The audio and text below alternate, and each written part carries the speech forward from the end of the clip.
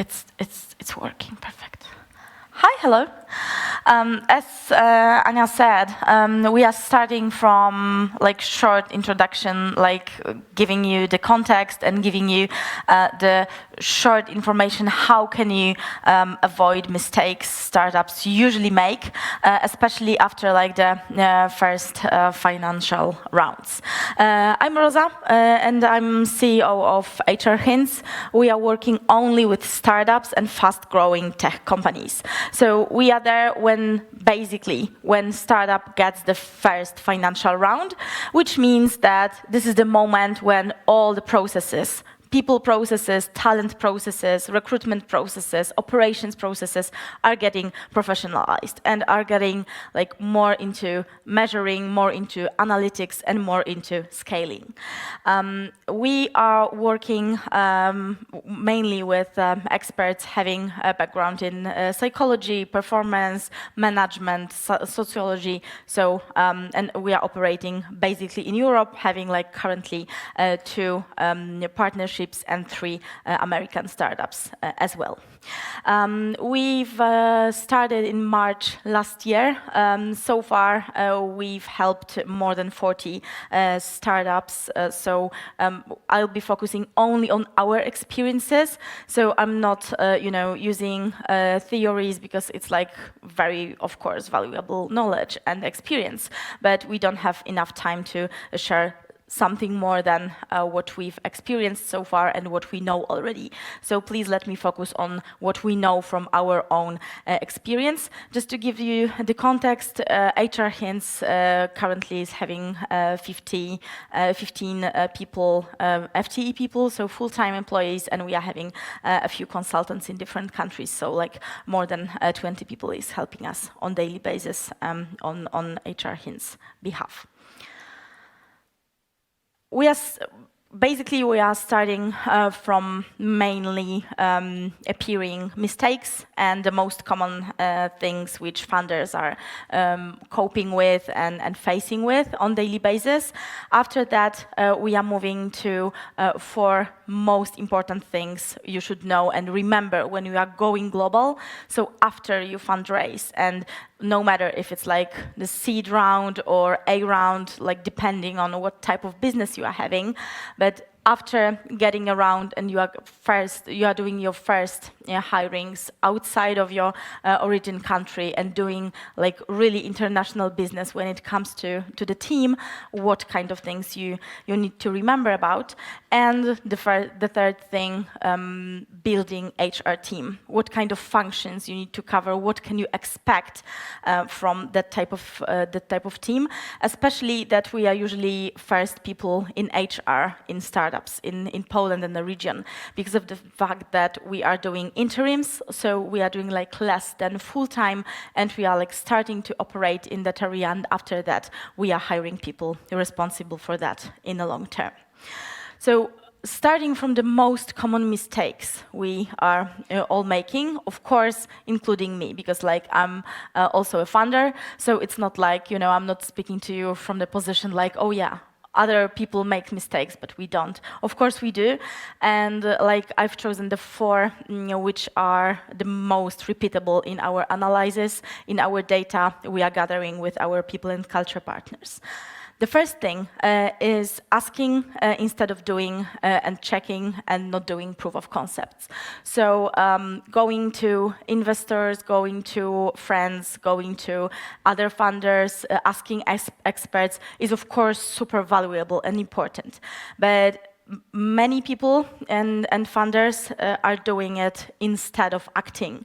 So these 2 first things, like asking a lot and making this first stage of gathering information much longer than the second thing is very common mistake. So instead of acting, instead of implementing, checking in practice what can really work and what doesn't, it's like very popular to analyze, to gather more information. Like it's quite similar to the process which was already checked in research and scientific point of view, that people who are writing a PhD, they are gathering information for 80% of time, and after that they are not able to write it on time, the thesis, because of the fact that they are lacking time.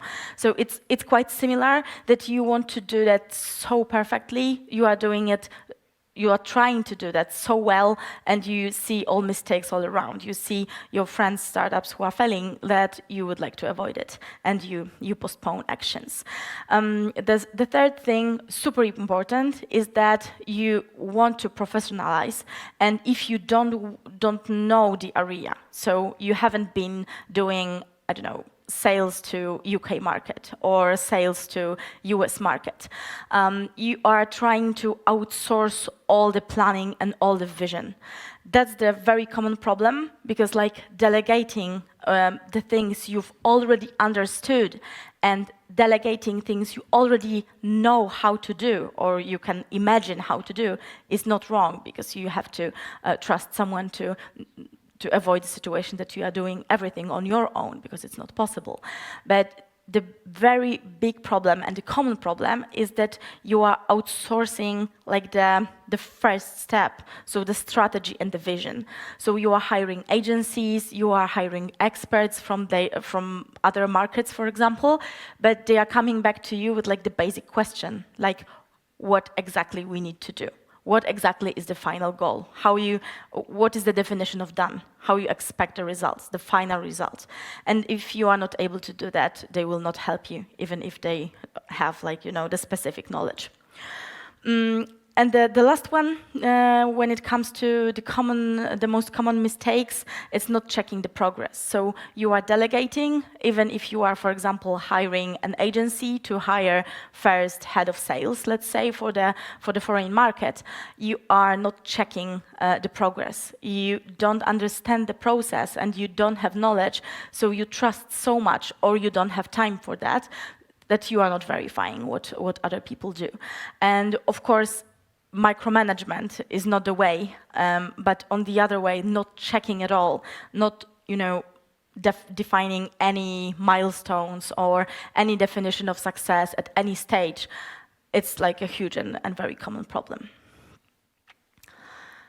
What you should learn to scale, especially when it comes to getting huge amount of money to go internationally. When you hire the first person, for example, in sales, like let's use sales or marketing example, last 2 years showed a lot of research which shows that it is not the best solution to hire the person who did something what you need once. So it's much better to hire someone who did it like twice or 3 times or 4 times, for example, growing the company from 50 people to 100 people. But if someone did it once in a previous company or like years ago, his or her experience is worth less than experience of someone who is highly motivated and did something a little bit smaller or different. That's because of the bias that you know one thing and you cannot compare it or contrast to the different thing. So you are making that mistake that this is the only way how to make it. And this is like very common problem in hiring. So that's the thing which doesn't work. And when it comes to the meta-analysis of mistakes in hiring, that's the thing we can see very, very clearly. The thing we discussed yesterday, if you were joining the panel, asking to join people who are your copies. I will not be focusing on that because of the fact that it's like it was like yesterday discussed very detailed. But the main thing and the main bias, the main willingness you have, is to have around you people who are very similar to you. And it's a big mistake because of the fact that if you don't see something, people who are very similar to you will not see the same thing. And when it comes to customers, when it comes to the market, when it comes to the opportunities, or when it comes to like wherever else you can see. So that's the thing you have to remember about. Very common problem when it comes to scaling is that at the beginning, when you are having like 10 people, when we are having like 15 people, 20 people, you are very focused on the people who are joining, on people and culture part. After that, when you are scaling very intensively, and like in last year, we are having this experience of growing one of, like I think it's like the most, the highest success in European startups and the biggest rounds, etc. And we were responsible for growing it. And it was like a growth of from 15 people to 150 in a year.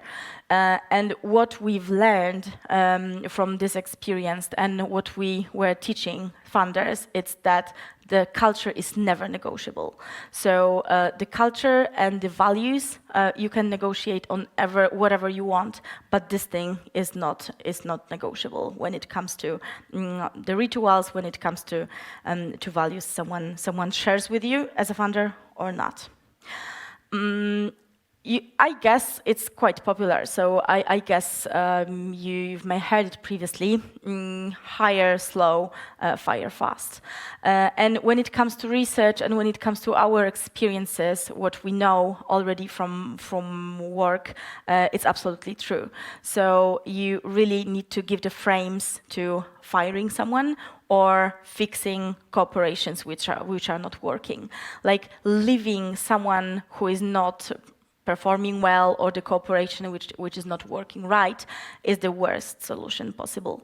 So really, if you are having bad performer or you are not satisfied with the way how it's done, it's like 1 month of trying to fix it, another month, and like you don't really have time to wait. You don't really, you cannot trust that someone or something will change just like that. So it's in your hands totally. And as I have like 2 minutes left, I will just give you the picture of your expectation, of how can your expectations look like, and how the people team should be built when you are scaling intensively. Because of the fact that we are having different functions and we are having different people dedicated to team growth, talent, people, and operations should be separated. Talent means experience of the candidate. So employer branding, EVP, which means employer value proposition. So what can we offer to candidates to bring him or her to our company? Gathering to share the knowledge about our company, recruitment processes. So everything we do to take candidates from the market and hire them for our company. The second part, people, taking care of people who are already hired in our company. So taking care of their performance, taking care of their well-being, taking care of communications, rituals, and company strategies inside. There's the second part, and the third part is operations. Operations means back office, so payroll, documentaries, cooperation with compliance, lawyers, etc. So it's very rare that in scaling teams, more bigger than 70, 80 people, one person or 2 people are able to cover all these things. Usually we need to grow this area separately. And always, when it comes to standardizing the processes, it's super important to remember about having one standardized recruitment process, especially if you are doing it for the foreign markets, or you are interviewing people who are not originally from your culture. So because it's like very common bias that you go with the flow, so you are having great conversation with one person maybe not so good gut feeling and not so good conversation with another one, and you are making decisions after just the feeling. And after that, after a whole process, we came up to the conclusion that basic things were not checked, or we didn't ask basic questions to strategic person we are hiring. So verifying, keeping the same length of a hiring process. Usually it's like not more than 3 stages. And very important thing, not repeating the same people on different stages and not repeating the same aspects, the same questions on the different stages. It's very popular that funders are, joining different stages, like they are talking to candidates at the first, the second, and the third one. It's very hard to be have any kind of objectivity on the third one, on the last one. It's much better to bring someone from outside or even your co-founder to that stage. Eval meetings, taken all over the process, and inviting every person who was interviewing the candidate is super important, and measures. So these 4 basic things you need to have to measure your process, and to have it like divided to different stages, and to have it like very well described for each candidate. Because like that's our experience from our internal data, that 80% of the processes when we are joining the company and we are starting cooperation, asking about previous mistakes, people say like, okay, we've made 3 mistakes in hiring. Okay, like show us the previous processes. 80% of recruitment are not measured, and people are not having described any stage. So it's not universalized, it's not described well. So that's all, basically. We are moving to the panel, I guess. Thank you very much. We will be having time for questions after that, I guess. Thank you for this time, and we are moving to the panel.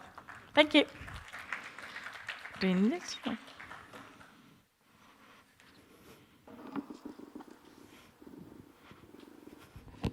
Yeah. Thank you very much, Rosa, to share your expertise with us.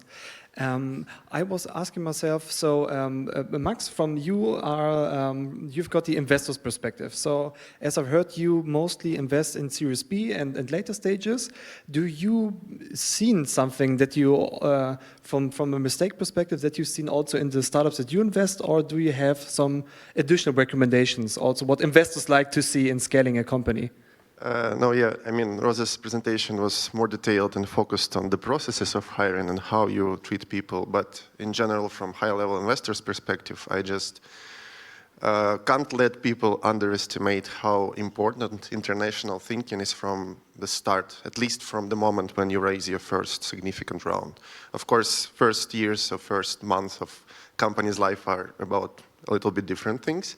But as soon as you've got some additional resources, I always say that you must dedicate part of them to studying thinking internationally. So either researching some potential markets where you can enter with your product, or adding some people to the team.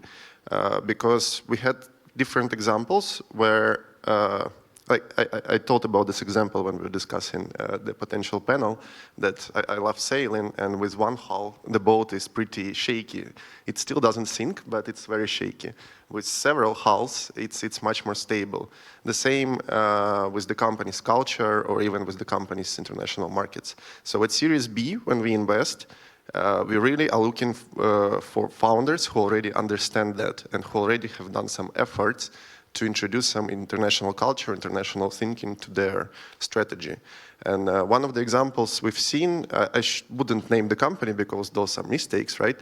But one of the companies, just about IT talent, but still, we were pushing for starting hiring internationally. They were growing pretty fast.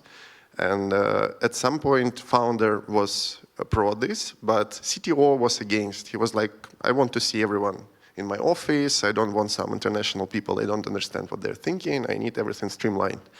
A couple of years after that, this became their bottleneck. They became the biggest IT employer in their city. They started pushing salaries higher for the whole city. Ecosystem hated them.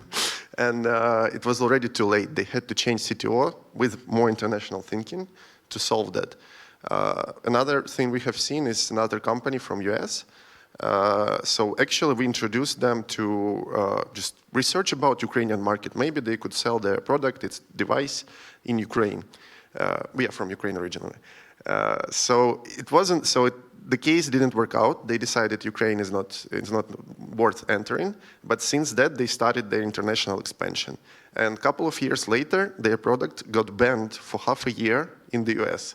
So if they wouldn't start this beforehand, I mean, they will be left without any sales. And this and other, like I said, help them survive the storm they were in. So again, that's my point, and that's what we always say in Jira Capital. You have to think internationally, even if you see your product as only as appropriate for only one market. Cool. Thanks for sharing. Dariusz, you are with Salesbook. You recently secured your seed funding. When you hear the inputs of Rosa and of Max, what's your positioning on this? Do you think that also every company can be scaled internationally? And what's your strategy? Of course, every company can be scaled internationally. And especially if you have a proper product, because sometimes it is related to the product. Basically, it's quite easy to scale up a company which has a product that is a little bit more software as a service oriented. When you have to put a lot of effort into just like giving to your customers proper tutorials, videos, making content marketing, and so on, and the whole deployment process is automated. So it's quite easy to be a centralized company there, and you can be like present. Maybe your whole operations can be located in one country, and you can still be an international company because of the very essence of your product, right? However, if there's something like a deployment process included, or there's a need for a great customer support, or your sales strategy is strictly connected with a human approach. So you have to have a sales team that needs to like take meetings with your potential customers, then this decentralized strategy is something important. However, of course, for every company, it's definitely doable. Yeah, Rosa, in your presentation, you mentioned also the cultural aspect. So the culture of a company, when going abroad and scaling internationally, how do you encounter intercultural differences also in scaling a team? Mm-hmm. It's like it's super important to separate culture fit from culture added value, because like usually we think that culture fit is like being exactly the same. So like, you know, as you said about a CTO, like I know that type of mindset, I know that type of people, and it's like the most easy thing to work with them for me. Right?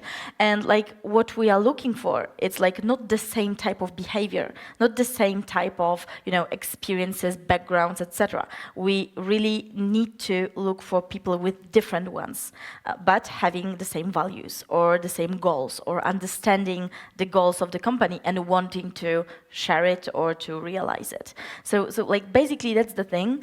And there's like, when it comes to culture differences, there is like no better way than awareness. That's what I think. Like, especially, there's like very dangerous line between stereotyping and saying about culture differences. Because I've seen a lot of international startups where people are saying like, oh yeah, like these Polish people are like so sad and these Americans are so funny, right? So it's like, it's not awareness. It's not talking about differences really. It's using stereotypes. And the thing, like the difference, and basically like the most important thing here is like saying, okay, you should be aware that we are maybe in this conversation. What I see, maybe I'm not so talkative as you are. Maybe I'm not, going with jokes left and right. But that's the culture I was born in. Maybe it can be the difference. So that, like more heads up than giving this judgments as an example I said.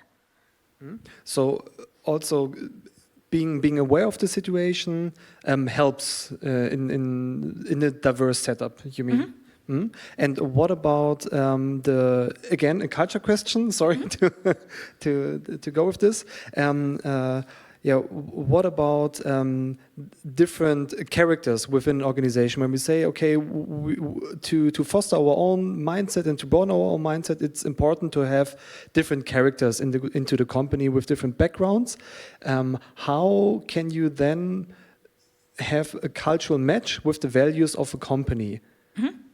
Like, I think like the one or the ones when it comes to the line managers or the people who are really managing the teams after funders, organization is too big that funders is not managing everyone. Like this is super important that we are all invited to the discussion. Like everyone, we have this boldness in organization in that space that everyone can say like, okay, I don't agree, I have another point of view, but like the final thing is just the leader who is saying like, okay, but we are not following your thought, right? So like give the space for everyone to say it out loud, but not being afraid to cut some thoughts, right? Because it's like, it's the fear like even was heard like yesterday when we were discussing, like what if we are having chaos in organization because everyone can say everything? No, like everything can be said, but like 90% of things cannot be done, right? The leader is responsible for what we are doing, depending like if it's like a leader of the team or the leader of the company. So that's the border, that's the line, I think. Okay, so it's important to create an environment of safety where everyone can have a voice and talk about things that they see within an organization that can be done or can be improved. But it also understands that not everything will be realized. Like, I have a case for that. I was just recently talking to one German startup. It's in automotive industry, which itself is pretty complicated, as everyone might imagine. And at some point, this founder, there are two co-founders, one of them who I was talking to, he says, I'm actually not a car person at all. I never had a car, never drove a car, I don't understand anything about it. And I'm like, isn't that a bad sign, actually? But I asked, how do you manage this? And he says, no, my co-founder is a car lover, and he was the generator of an idea of the business model. But he invited me as a counterintuitive co-founder because so this guy I was talking to, he introduces some ideas which sometimes are not working just because he doesn't understand the industry. But still working together, they are more creative and innovative than just one person who already knows everything about the industry. You talked about this also at your presentation. It's not like just taking someone who already knows everything and does everything the same way as it has been done before, but having different people brainstorming and trying to take another approach. That's how innovations are done, right?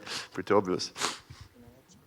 So I think that it is really quite important in this context also to create a space in a company in which you can simply like move your employee into a different position inside of your organization instead of like firing him.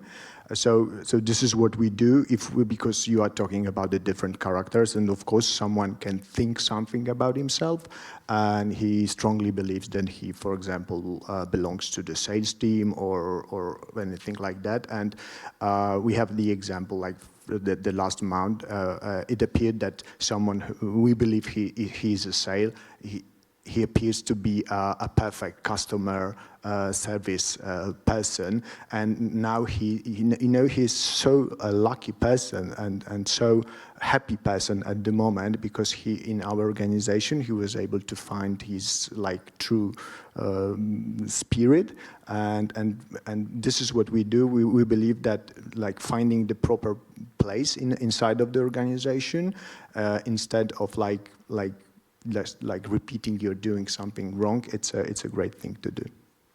Okay, so you also have a good view within your organization to see where people can fit in. But from the other perspective, do you also have a strategy on how to motivate people to engage within the organization?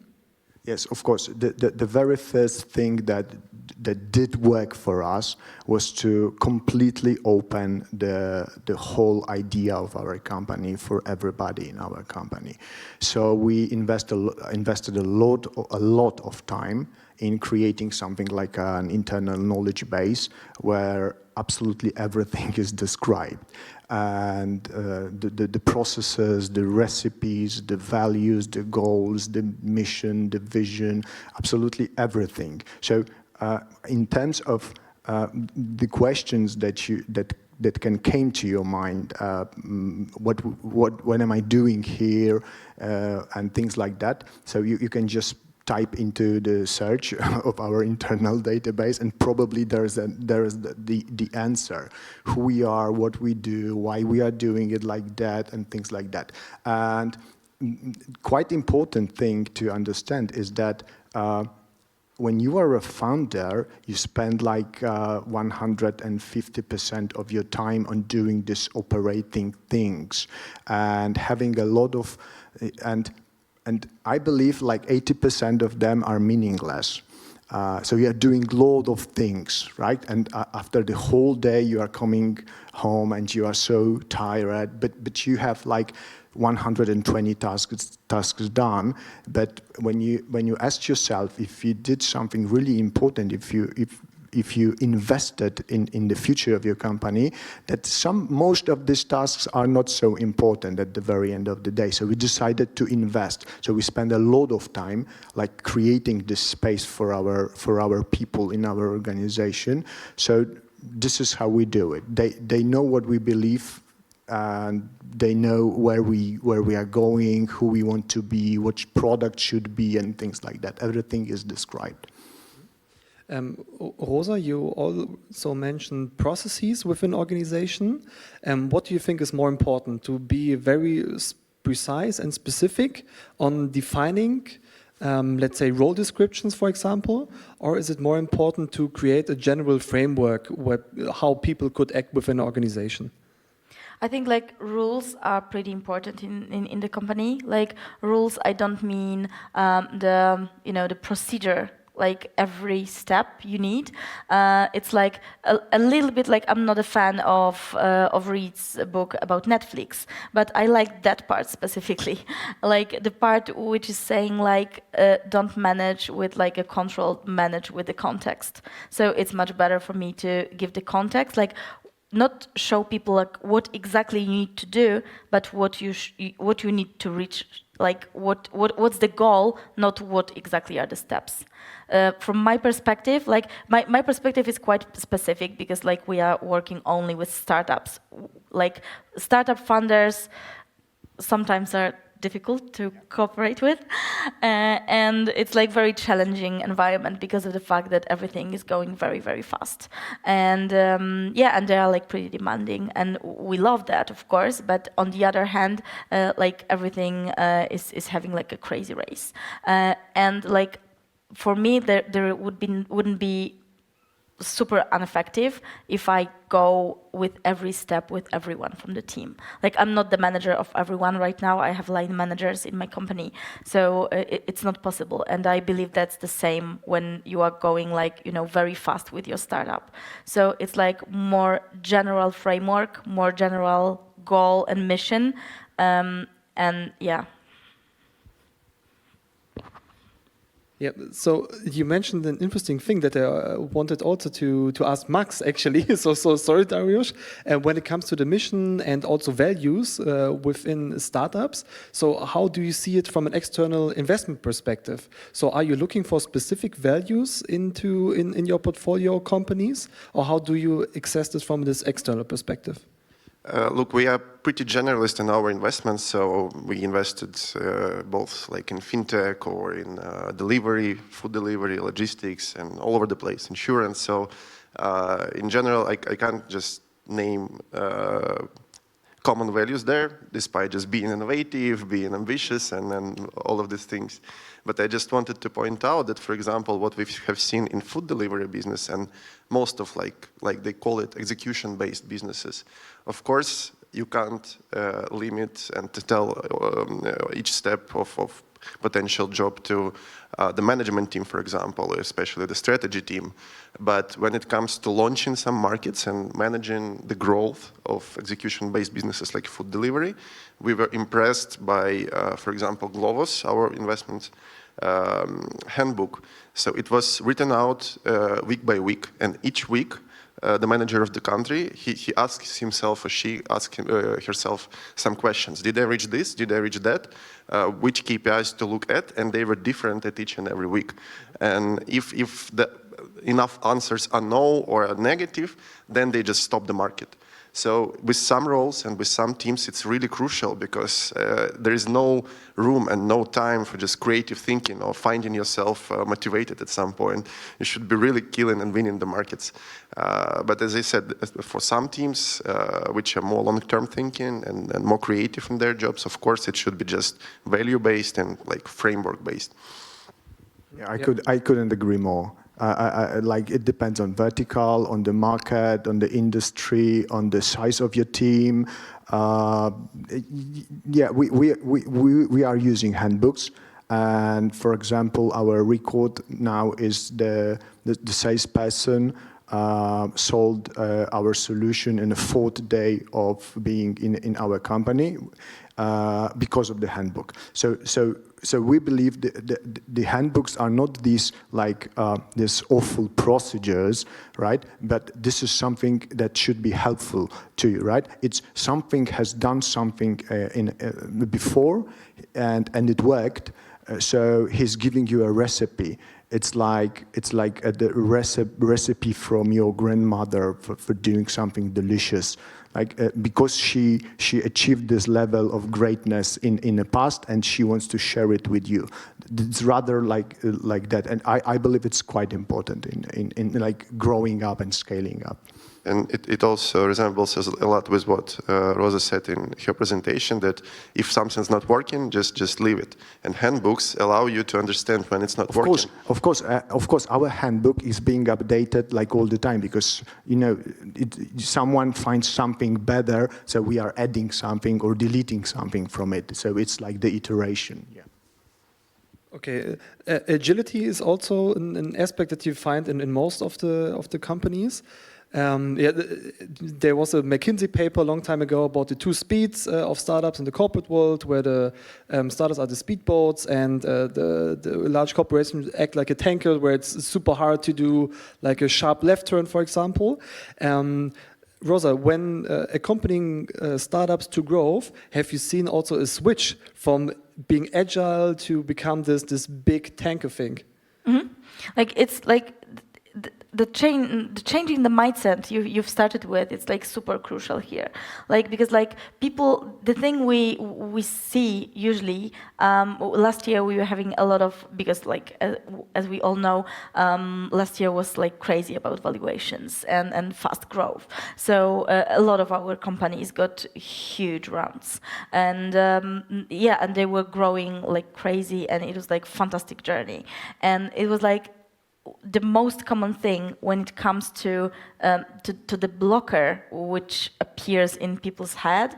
It's like they are at the beginning, they're afraid of standardizing the policies. Like the first reaction is usually like that. So okay, so now we are becoming corporation, right? That's not what for I came here.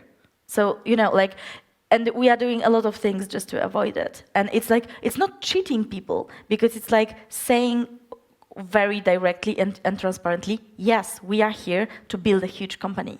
We are a startup, and it's not possible to be like a cozy family company for the next years, because we are here to build a huge international competitor. So like, and funders who are hiding it and saying like, yeah, you know, on one hand we are growing, but on the other hand, we will be still cool family cozy company. We will be still, you know, based on the same values, but our culture will be different. Like every time when you are growing your company, like up to more than 20%, the culture is a little bit different, and you must be okay with it, and your people must deal with it. But I think this is just the startup hustle that every company has. Yeah, cool. So thank you very much for your insights. Thank you. How can people reach out to you if there are additional questions? So you will be here all day, I hope. Okay. Yeah, Vintasset networking parties, LinkedIn.